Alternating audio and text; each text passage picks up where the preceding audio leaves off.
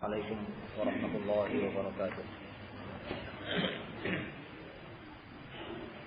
إن الحمد لله نحمده ونستعينه ونستغفره ونعوذ بالله من شرور أنفسنا ومن سيئات أعمالنا. من يهده الله فلا مضل له ومن يضلل فلا هادي له وأشهد أن لا إله إلا الله وحده لا شريك له وأشهد أن محمدا عبده ورسوله. اللهم صل وسلم وبارك على عبدك ورسولك محمد وعلى آله وأصحابه ومن تبعهم بإحسان إلى يوم الدين وسلم تسليما كثيرا. Ikhwana fi din wa akhwati fillah, a'azzanallahu wa iyyakum. Insyaallah kita akan melanjutkan kembali mengambil faedah dari tafsir surah Al-Balad. Dan kita sampai pada firman Allah Subhanahu wa taala, falaqtahamal 'aqabah. Ayat yang ke-11 dari surat ini. Setelah Allah Subhanahu wa taala menyebutkan tentang keadaan manusia yang merasa, di antara manusia yang merasa dirinya itu tidak ada yang akan bisa menguasainya, tidak akan ada yang bisa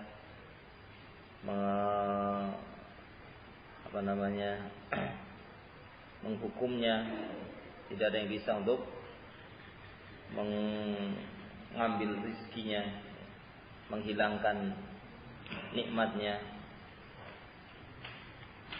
sehingga dia mengatakan dengan sombongnya, yaqulu ahlaktu malan lubada, aku telah menghabiskan hartaku dalam jumlah yang banyak untuk melakukan apa yang diinginkan oleh diriku, apa yang diinginkan oleh dirinya.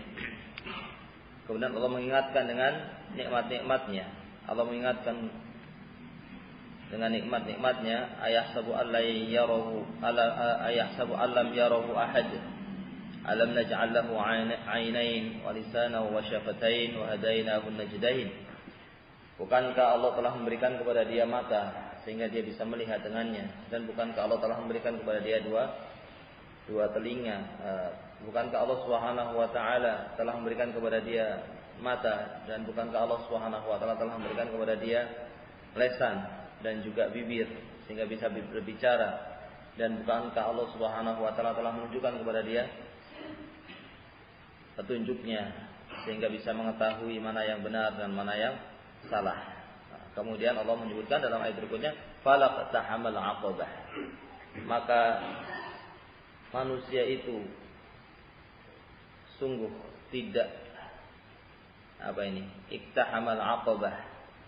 Iktahama artinya menjatuhkan dirinya pada sesuatu dengan kuat, menjatuhkan dirinya, an yarmiyal insan binafsihi biquwah, menjatuhkan dirinya untuk melakukan sesuatu yang berat, menjatuhkan dirinya dengan kuat untuk melakukan sesuatu yang berat. Maksudnya falaqtahamal 'aqabah, bahwasanya manusia itu belum melakukan kebaikan yang harus dilakukan dengan mujahadah, yang harus dilakukan dengan susah payah. Maka sesungguhnya manusia itu belum melakukan kebaikan yang harus dia melakukannya dengan susah payah.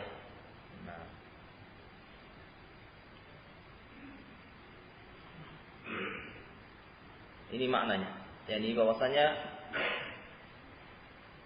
syaitan, sebagaimana telah kita ketahui, syaitan akan senantiasa menghalangi manusia untuk bisa melakukan amal soleh, sehingga terkadang manusia itu tidak bisa tertahan ditipu oleh syaitan, sehingga tidak bisa menjalankan amalan tadi kecuali dengan upaya yang berat, dengan mengalahkan hawa nafsunya, dengan menundukkan hawa nafsunya, dengan memaksa, dengan mujahadah, dengan berjuang, kerja keras untuk bisa melakukannya. Karena syaitan akan membuat berat amalan. amalan-amalan kebaikan, syaitan akan membuat berat seseorang untuk melakukan suatu amal kebaikan. Begitu pula hawa nafsu juga akan mengajak kepada kejelekan. Begitu pula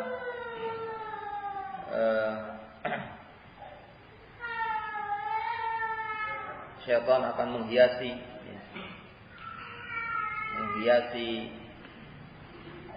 amalan-amalan baik menjadi sesuatu yang jelek. Maka untuk menjalankan amal kebaikan ini butuh mujahadah. Nah, di sini dikatakan falaqtahamal aqabah, maka manusia itu belum melakukan itu. Manusia itu belum melakukan belum melakukan kebaikan yang untuk melakukannya butuh kepada yang namanya mujahadah. Manusia itu belum melakukan suatu kebaikan yang untuk melakukannya butuh yang namanya mujahadah. Wa ma adraka mal aqabah? Tahukah engkau apa itu aqabah? Apa itu maksudnya di sini wa ma adraka mal aqabah, yakni wa ma adraka ma iktihamul aqabah. Tahukah engkau apa itu melakukan amal kebaikan yang untuk melakukannya butuh mujahadah? Jadi pahami, manusia itu belum melakukan kebaikan yang untuk melakukannya butuh mujahadah, butuh usaha keras. Kemudian Allah mengulangi lagi, tahukah engkau apakah itu kebaikan yang untuk melakukannya itu butuh yang namanya apa? Mujahadah. Kemudian disebutkan amalan-amalan yang untuk melakukannya butuh mujahadah. Yang pertama disebutkan apa? Fakku raqabah. Membebaskan budak. Dikatakan oleh Al-Imam Ibnu Katsir, quri'a fakku raqabah bil idhafah. Wa quri'a ala annahu fi'lun. Bisa dibaca dengan fakku raqabatin, diidhafahkan fak kepada raqabah. Maka fak di sini adalah sebagai masdar, diidhafahkan kepada raqabah, atau boleh juga dibaca ala annahu fi'lun, dibaca sebagai fi'il. Fi'ilnya apa? Fakka. Boleh dibaca fakka raqabah. Fakka raqabatan. Nah, bisa dibaca fakku raqabah atau fakka raqabah, dan kedua bacaan ini adalah benar. Dan maknanya juga kurang lebih berdekatan. Maknanya kurang lebih sama. Maka di sini termasuk amalan yang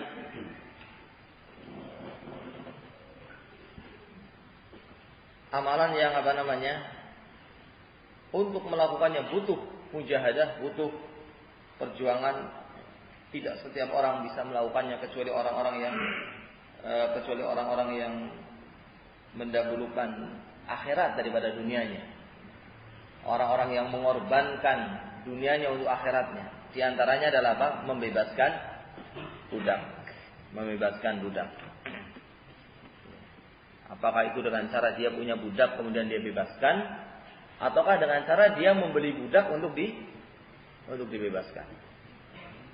Dan Islam berkaitan dengan budak, Islam itu sangat menganjurkan adanya apa? Memerdekakan budak. Islam sangat menganjurkan amalan yang namanya memerdekakan budak. Oleh karena itu dalam kafarah itu banyak kafarah yang bentuknya dengan memerdekakan budak. Apakah itu kafaratul yamin atau kafaratul zihar atau yang semisal itu. Kafarah itu diantaranya dengan apa? Memerdekakan budak. Maka Islam itu menganjurkan memerdekakan budak, bukan menganjurkan apa? Perbudakan, bukan menganjurkan perbudakan, tapi menganjurkan memerdekakan budak. Memang perbudakan itu ada dalam Islam. Yaitu apa? Sebetulnya perbudakan itu Di antara hikmahnya, Allah Subhanahu wa taala ingin melepas perbudakan kepada syaitan. Karena kekufuran, orang yang kufur, orang yang syirik berarti dia diperbudak oleh syaitan. Orang yang kafir, musyrik itu diperbudak oleh syaitan. Allah ingin menyelamatkan mereka dengan Allah syariatkan jihad sehingga mereka berpindah dari menjadi budaknya syaitan kemudian menjadi budaknya kaum muslimin. Untuk berpindah daripada menjadi budaknya syaitan kemudian menjadi budaknya kaum muslimin yang kemudian bersama dengan kaum muslimin dia nanti akan mengetahui mana yang benar, mana yang salah, akan lepas dari perbudakan syaitan. Sehingga dia akan bisa masuk Islam, kemudian dia bisa mengetahui ajaran Islam. Sehingga asalnya perbudakan itu karena dia asalnya apa? Kufur. Karena dia asalnya kafir. Di atas kekufuran. Sehingga Allah ingin pindahkan perbudakan kepada syaitan kepada kaum muslimin untuk dia menjadi orang-orang yang kemudian bisa lepas dari perbudakan kepada syaitan. Sehingga Islam bukan menganjurkan perbudakan, tetapi Islam justru menganjurkan memerdekakan budak. Nah, dan perbudakan ini asalnya karena dia adalah di atas kekufuran, sehingga kemudian disyariatkan jihad yang kemudian dengan itu dia menjadi budak. Baik, dan anjuran untuk memerdekakan budak disebutkan di sini dalam tafsir Ibnu Katsir disebutkan beberapa hadis. Banyak hadis-hadis yang menunjukkan tentang dianjurkannya untuk memerdekakan budak dan ini amalan yang besar. Di antaranya disebutkan dalam hadis yang diriwayatkan oleh Imam Ahmad bahwa Nabi SAW dengan sanadnya bahwasanya Nabi SAW bersabda, man a'taqa raqabatan mu'minatan a'taqallahu bikulli irbin minha irban minhu minan nar. Barang siapa yang membebaskan budak mukminah, budak yang mukmin, maka Allah akan bebaskan dia dari setiap anggota badan dia. Karena sebab dia membebaskan budak, maka setiap anggota badan dia akan dibebaskan oleh Allah dari api neraka. Akan dibebaskan tangannya karena dia membebaskan budak, maka tangannya akan dibebaskan dari neraka, kakinya akan dibebaskan dari neraka dan seterusnya. Nah, dan yang lainnya tentang hadis-hadis ini disebutkan dalam oleh Al-Imam Ibnu Katsir, banyak hadisnya tapi tidak kita baca semuanya. Maknanya bahwasanya ini termasuk amalan yang besar, membebaskan budak termasuk dari iktiham al-aqabah. Termasuk dari falaq tahamal aqabah. Manusia itu belum melakukan iktahamal aqabah. Manusia itu belum melakukan amalan kebaikan yang dilakukan dengan mujahadah. Tahukah apakah itu amalan kebaikan yang dilakukan dengan mujahadah, yang tidak bisa dilakukan oleh orang kecuali dengan kesabaran, dengan upaya keras, dengan perjuangan yang berat. Di antaranya adalah apa? Membebaskan budak. Au it'amun fi yaumin dzi masghabah, atau memberi makan pada hari di masghabah. Di masghabah dikatakan oleh Al-Imam Ibn Abbas atau oleh sahabat Abdullah bin Abbas radhiyallahu anhuma, ai di maja'ah. Termasuk dari iktihamul aqabah, kebaikan yang dilakukan dengan mujahadah adalah memberi makan pada saat kelaparan. Pada saat terjadi kelaparan. Pada saat tidak ada panen, pada saat terkena wabah atau terkena kegagalan panen menyeluruh misalnya, pada saat kelaparan, pada saat manusia sedang kelaparan, maka ini adalah sesuatu yang berat. Dirinya saja juga sedang kelaparan, dirinya saja sedang kesulitan, tapi dia memberi makan kepada orang lain, mengeluarkan hartanya pada saat sedang tertimpa kesulitan yang merata. Nah, di suatu wilayah atau suatu daerah. Maka dikatakan oleh Ibrahim An-Nakha'i, qala Ibrahim An-Nakha'i fi yaumin at-ta'amu fihi aziz. Yaitu engkau memberi makan pada saat makanan pada hari itu adalah sesuatu yang aziz, sesuatu yang besar.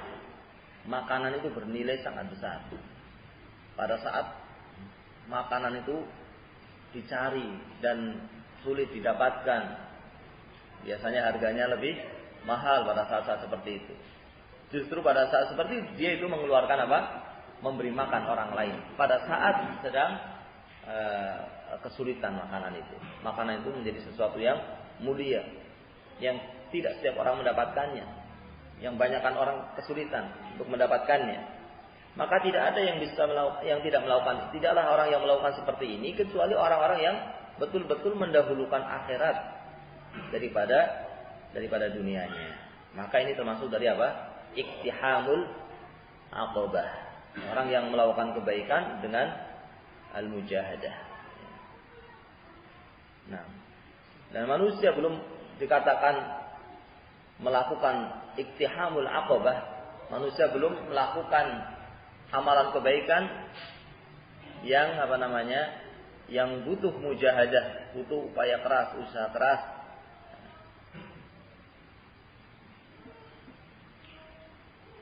Sampai orang itu melakukan yang demikian, hal-hal yang sifatnya seperti ini, memberi makan pada saat makanan itu bernilai besar. Pada saat makanan itu sulit didapat dan bernilai besar, namun dia berikan kepada orang yang membutuhkannya. Nah, kemudian itu begini apa? Au it'amun fi yaumin dzi masghabah yatiman dza maqrabah. Yatiman dza maqrabah, atau memberi makan kepada anak yatim pada hari yang seperti itu, pada hari yang sedang makanan itu apa?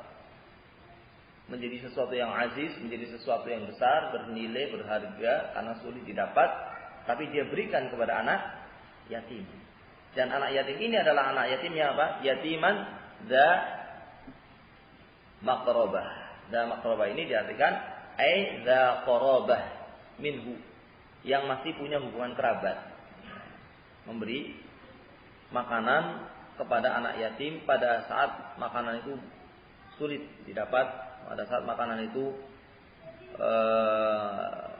bernilai bagi orang itu sangat besar nilainya, sangat dibutuhkan, semua orang ingin mendapatkannya, dan dia berikan kepada anak yatim yang masih punya hubungan kerabat dengan dia. Anak yatim itu artinya anak yang ditinggal mati oleh bapaknya, bukan ibunya ya, ditinggal mati oleh bapaknya, dan dia belum balik. Kalau sudah balik, sudah keluar dari kriteria yatim. Sebelum balik ditinggal oleh bapaknya. Kalau ditinggal oleh ibunya tidak masuk ke dalam kelompok ini. Ditinggal oleh bapaknya dalam keadaan belum balik, maka dia itu yatim. Nah, dia berikan kepada anak yatim yang masih punya hubungan kerabat. Yang masih punya hubungan kerabat. Nah, di sini ada dua amalan ketika seorang memberikan makanan sedekah kepada anak yatim yang punya hubungan kerabat. Di samping sedekah ini bernilai apa? Silaturahim, menghubungkan rahim. Oleh karena itu disebutkan dalam hadis di sini oleh Imam Nukatsir, wa haddatsana Yazid qala akhbarana Hisham an Hafsah binti Sirin an Sulaiman ibn Amir qala sami'tu Rasulullah sallallahu alaihi wasallam yaqul as-sadaqah 'alal miskin sadaqah wa 'ala dirrahim isnatan sadaqah wasilah. Memberi sedekah kepada orang miskin ini nilainya sedekah. Tapi kalau memberi makan sedekah kepada yang punya hubungan kerabat, yang masih ada hubungan kerabat, maka ini memiliki dua nilai, yaitu sedekah dan silah. Di samping sedekah ini juga menghubungkan rahim, maka nilainya lebih besar. Maka di sini disebutkan termasuk dari iktihamul aqabah, amalan yang seseorang melakukannya harus dengan mujahadah adalah ini, memberi makan kepada anak yatim yang masih kerabat dalam keadaan makanan itu bernilai besar pada saat itu. Dan di sini Allah Subhanahu wa taala menyebutkan amalan-amalan yang paling afdol. Sedekah yang paling afdol itu sedekah ketika apa? Sangat dibutuhkan. Berbeda dengan sedekah yang pada saat bukan pada musim kelaparan, bukan pada saat orang-orang kelaparan yang sangat membutuhkan, itu juga sedekah yang bernilai sedekah yang besar nilainya di sisi Allah Subhanahu wa taala. Tapi mana yang lebih afdal pada saat sangat dibutuhkan dengan pada saat yang tidak seperti itu? Tentu lebih afdal pada saat yang sangat dibutuhkan. Pada saat terkena kelaparan, orang-orang terkena kelaparan, dia mengeluarkannya. Maka ini lebih besar. Maka di sini Allah menyebutkan afdalul a'mal, amalan-amalannya afdal. Memberi sedekah makan kepada yatim yang bukan kerabat. Ini juga apa? Ini juga sesuatu yang besar, keutamaan yang besar. Memberi makan anak yatim, ini sesuatu yang besar. Tetapi kalau yatim dan dia punya hubungan kerabat, ini lebih besar lagi. Keutamaannya lebih besar lagi. Maka yang disebutkan di sini oleh Allah Subhanahu wa taala di antara amalan-amalan yang butuh yang namanya mujahadah itu adalah amalan-amalan yang paling afdal yang disebutkan di sini. Kemudian au miskinan za matrobah, atau memberi makan orang miskin yang za matrobah. Dikatakan oleh Ibnu Abbas, za matrobah huwa al-matruh fi at-tariq alladhi la baita lahu. Ini orang-orang miskin yang ada di jalanan yang tidak punya rumah. Wala syai' yaqihi minat turab. Matrobah dari kalimat turab. Matrobah itu dari kalimat turab yang artinya apa? Debu. Ini orang yang tidak ada yang menghalangi dia dari terkena debu. Tidak ada yang menghalangi dia dari terkena debu. Tidak punya rumah, tidak punya apa-apa. Atau dikatakan matrobah. Ini dalam bahasa Arab ada orang mengatakan misalnya ma indahu illa turab. Orang itu enggak punya kecuali turab, kecuali debu. Artinya orang itu enggak punya apa-apa. Ini orang miskin yang tidak punya apa-apa. Memberi makan kepada orang miskin yang tidak punya apa-apa. Ini diantara maknanya. Memberi makan kepada orang miskin yang tidak punya apa-apa. Kemudian, summa kana minal ladzina amanu. Kemudian orang yang memerdekakan budak, orang yang memberi makan pada saat kelaparan, musim kelaparan. Ketika makanan itu sedang sangat berharga nilainya, dia keluarkan di jalan Allah Subhanahu wa taala untuk orang-orang yang membutuhkan, atau memberi makan anak yatim yang masih hubungan kerabat pada saat itu, atau memberikan orang miskin yang tidak punya apa-apa.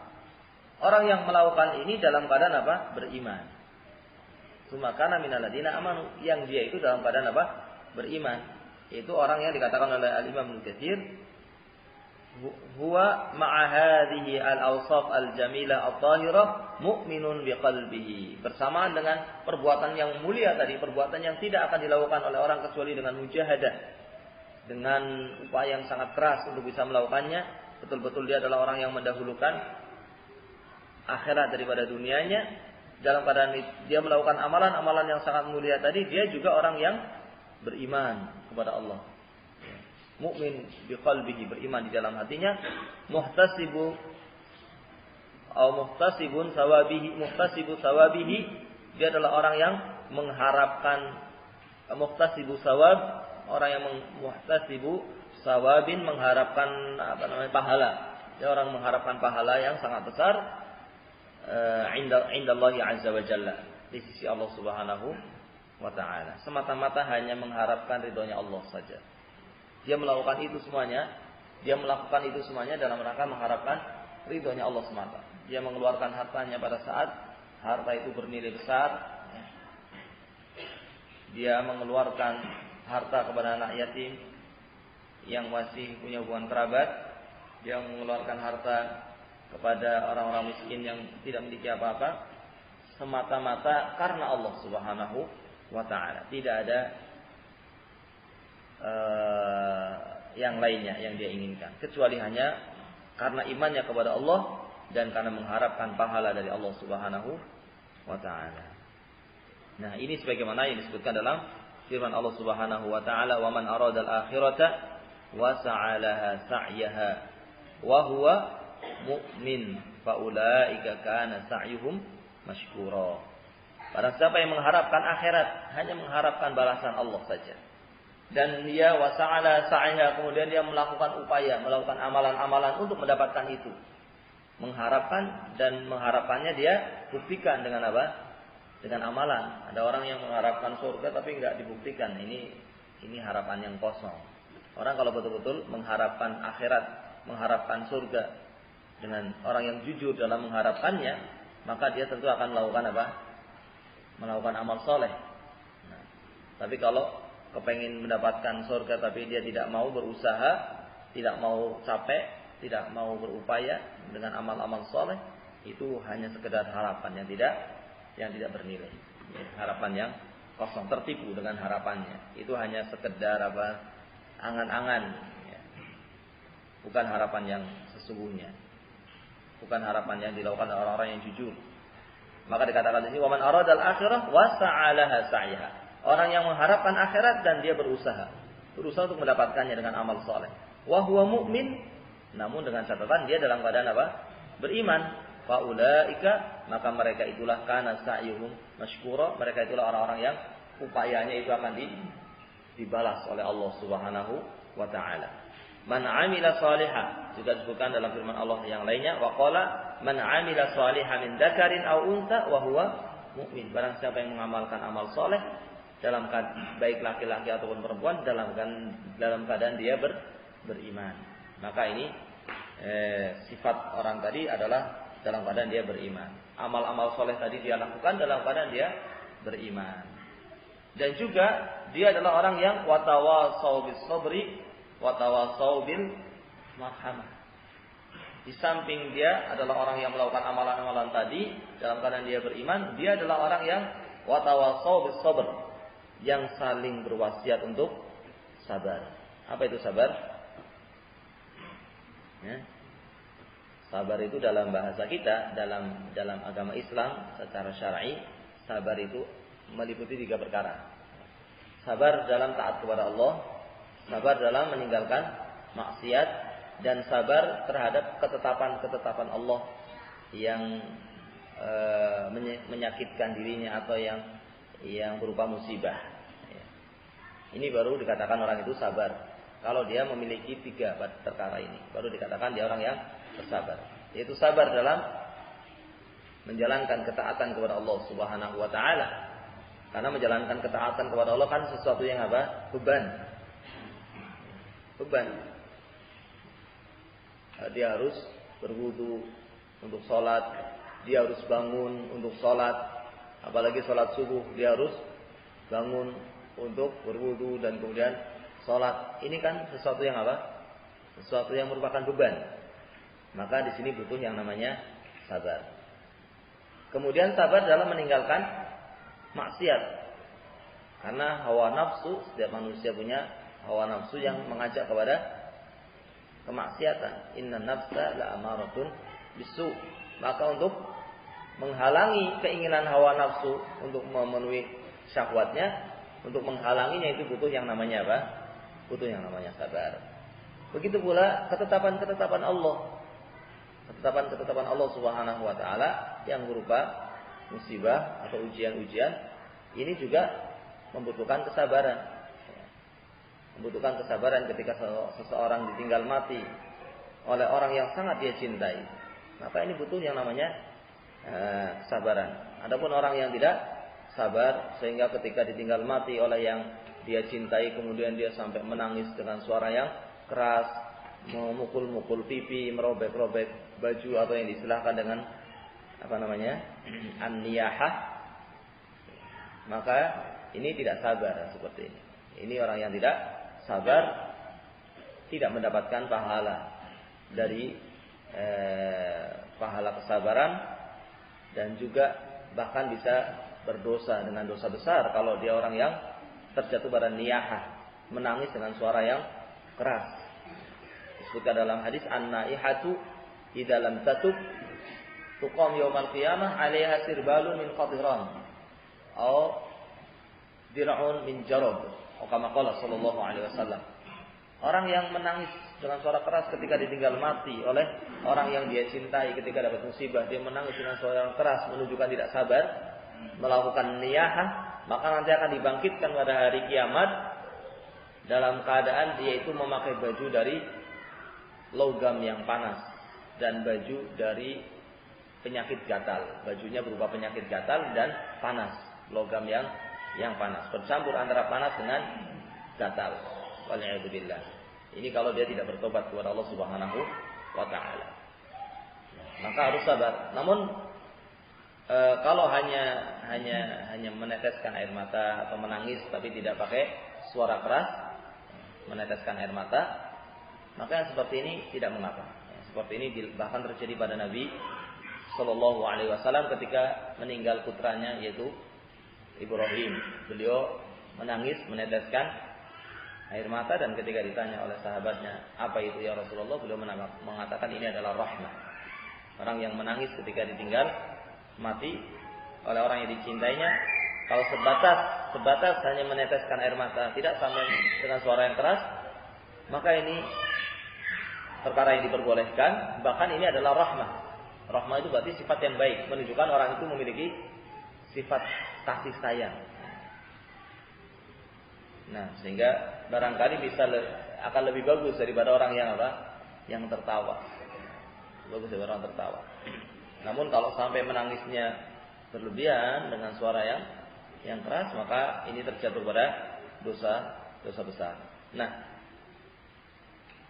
orang-orang yang melakukan amal kebaikan dengan mujahadah, kemudian dalam keadaan beriman dan dalam keadaan watawasawi as-sabr wa tawasaw bil marhamah, dan saling berwasiat untuk apa?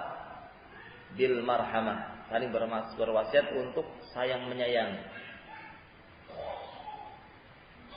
Termasuk dari orang-orang yang saling berwasiat untuk rahmah, untuk kasih sayang. Dan sifat rahmah, kasih sayang ini adalah sifat yang mulia yang Nabi kita Muhammad sallallahu alaihi wasallam diutus dengan sifat itu. Wa ma arsalnaka illa rahmatan lil alamin. Tidaklah kami utus engkau wahai Muhammad kecuali sebagai rahmat untuk seluruh alam. Dan disebutkan dalam hadis ar-rahimun, orang-orang yang kasih sayang, orang-orang yang saling mengasihi, menyayangi, saling membantu yang tidak memiliki, membantu yang lemah.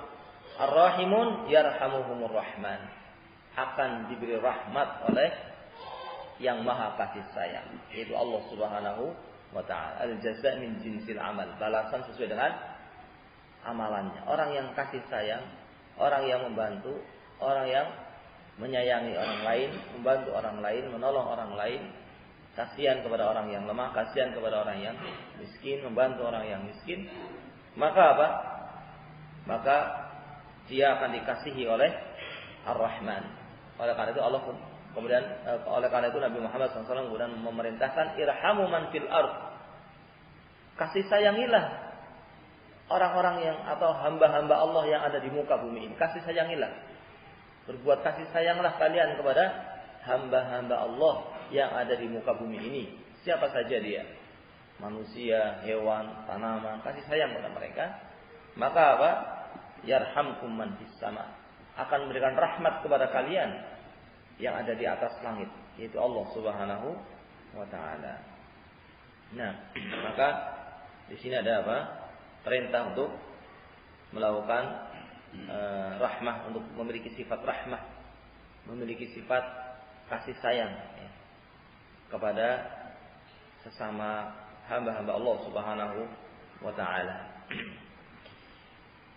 Juga dikatakan di sini ada hadis qala Abu Dawud haddatsana Abu Bakar ibn Abi Syaibah haddatsana Sufyan an ibni Abi Najih an ibni Amir an Abdullah ibn Amr yarwihi qala man lam yarham saghirana wa ya'rif haqqa kabirana falaysa minna. Bahkan dikatakan barang siapa yang tidak kasih sayang kepada yang muda, di antara kalian yang tidak kasih sayang kepada yang muda, tidak kasih sayang kepada yang kecil, yang di bawah dia umurnya, yang anak-anak, barang siapa yang tidak punya kasih sayang kepada mereka yang muda dan tidak mengetahui hak kewajiban kepada orang yang tua, tidak menghormati yang tua, maka dia bukan termasuk dari kelompok kami. Ini berarti bukan perkara yang ringan. Bukan termasuk dari kelompok kami ini, bukan termasuk dari kami, bukan termasuk dari umat Nabi Shallallahu Alaihi Wasallam. Ini ancaman yang berat. Orang-orang yang tidak punya sifat kasih sayang kepada yang kecil, yang muda, dan tidak punya hormat kepada yang tua. Ini hadis ini saja kalau dijalankan, maka apa yang terjadi kira-kira? Yang terjadi adalah masyarakat yang luar biasa. Yang tua menyayangi yang muda menghormati kepada yang tua. Maka ini sesuatu yang akan luar biasa kalau ini terwujud. Nah, mereka itu semuanya orang-orang yang tawasau bis sabr wa tawasau bil marhamah, yang saling berwasiat untuk memiliki sifat rahmah, yang saling berwasiat untuk sabar, yang beriman, yang beramal dengan amalan-amalan yang butuh mujahadah. Ulaika ashabul maimanah. Mereka itulah ashabul maimanah. Siapa itu ashabul maimanah? Dikatakan oleh Al-Imam Ibnu Katsir, al-muttasifun bihadhihi sifat min ashabil yamin. Mereka itu yang punya sifat-sifat yang disebutkan di sini adalah ashabul yamin. Ashabul yamin itu siapa? Ashabul yamin itu adalah yang disebutkan dalam firman Allah Subhanahu wa taala yang lainnya. Mereka adalah orang-orang yang mendapatkan apa? Mendapatkan catatan kebaikannya dengan tangan kanan, mendapatkan catatan amalannya dengan tangan kanan. Orang yang mendapatkan catatan amalannya dengan tangan kanan ini adalah ashabul maimanah. Berarti mereka adalah ahlu surga. Orang-orang yang mendapatkan catatan amalan dengan tangan kanannya. Itu orang-orang yang memiliki sifat ini. Kemudian Allah menyebutkan walladzina kafaru.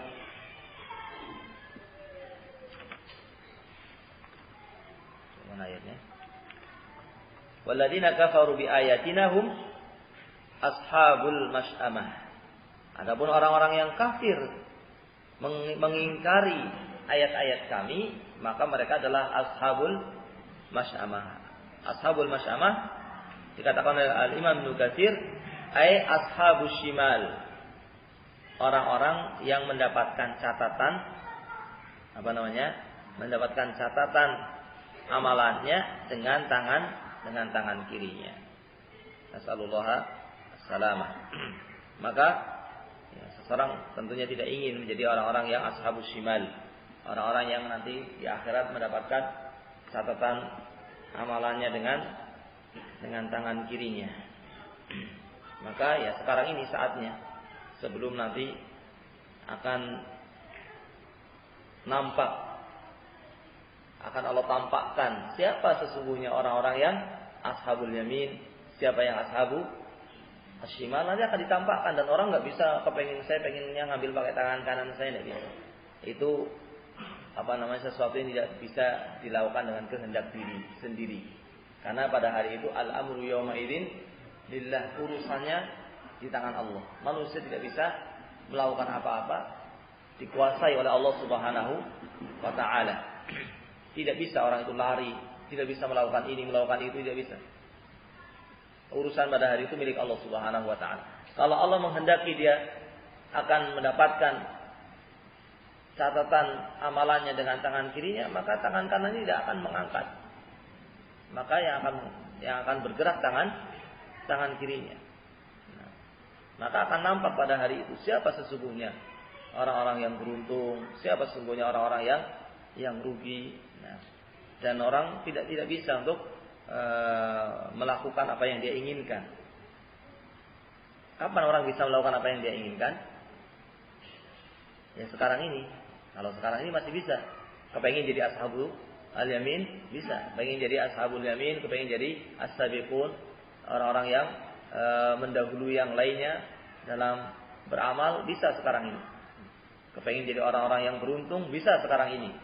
Itu dengan melakukan amalan-amalan yang akan menyebabkan dia menjadi orang yang beruntung. Tapi kalau nanti di akhirat tidak bisa, maka ya sekaranglah saatnya seseorang untuk memperbaiki diri, untuk bertobat kepada Allah Subhanahu wa taala, untuk banyak mengamalkan amalan yang di sana butuh mujahadah, yang di sana butuh perjuangan yang luar biasa, yang berat, amalan yang tidak bisa dilakukan kecuali orang-orang yang betul-betul mendahulukan akhirat daripada dunianya. Ya sekarang ini, di saat ini orang bisa melakukannya. Adapun nanti di akhirat, maka itu hari pembalasan dan seorang tidak bisa melakukan apa yang dia inginkan.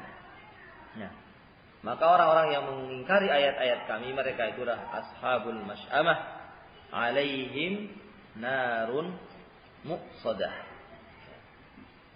Maka bagi mereka narun muqsadah. Apa artinya muqsadah? Ay mutabbaqah alaihim. Mereka akan dimasukkan ke dalam an-nar,